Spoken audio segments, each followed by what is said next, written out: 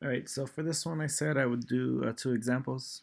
So for this one, this parallelogram, we're going to switch the base to 5 feet, and we're going to switch the height, this invisible line, to a 2 1/2. So for our formula to find the area of a parallelogram, we have to do base times height. Our base here would be 5 feet, and our height would be 2 1/2 feet. But we want to switch 2 1/2 to a mixed number. I'm sorry, we want to switch it from a mixed number to a improper fraction. Oh man, let me switch this over here. We want to switch it to an improper fraction. And when we do that, like this. And when we do that, we need to multiply our denominator by our whole number. 2 times 2 equals 4. And then we add one more from our top numerator. So 2 times 2 equals 4, plus one more equals 5. Our denominator stays the same as our mixed number. So if our mixed number has a 2 as a denominator, we would need to put that in our improper fraction. Now we're going to multiply that by 5. Now if you notice 5 does not have a denominator, that's because every whole number has a 1 underneath it. Now when we multiply, let's go with the feet first. Again, we forgot, when we multiply by feet, let's see, when we multiply by feet, that means that this feet and this feet, when we multiply two letters or two measurements, it becomes feet. Oh, I don't like that. It becomes feet squared. It becomes feet squared. I'll put that right here. Feet squared, because we're multiplying both two of them.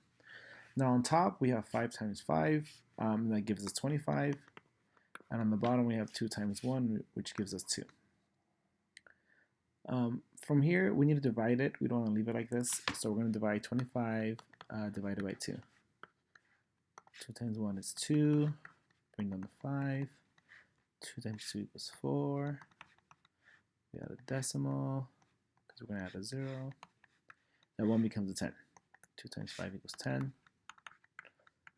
That means that our area would equal 12.5 feet squared. Now, make sure you pause the video on this part. Well, actually, I should have enough space. It's fine. So let's separate it. I gotta say something here better than those. All right. So it's all messy. All right. Now on the left side, we're gonna make the base. Let's go easier. An easier number. Our base will be 2, and our height would be. Did it give you a fraction? Let me check real quick. Did it give you a fraction? They give you a fraction. Yeah, let's do a fraction. So let's do 3 1/2. No, that's giving you guys the answer. So let's do 4 1/2. So we're gonna do 4 1/2. Now for this one, the area of a triangle, you need to remember, it's 1/2 times the base times the height. So we have 1/2. Now our base is just 2. But let's go ahead and put a 1 underneath it, there. And our height is 4 1/2. But we want to switch that to a improper fraction. So we're going to do 4 times 2 equals 8, plus 1 more equals 9. 4 times 2 equals 8, plus 1 more equals 9. Then our denominator is this denominator, which is just 2. Now, only our 2 has feet as a measurement, and only our 4 1/2, which is now 9/2, also has feet when we multiply. 1/2 does not have feet as its measurement.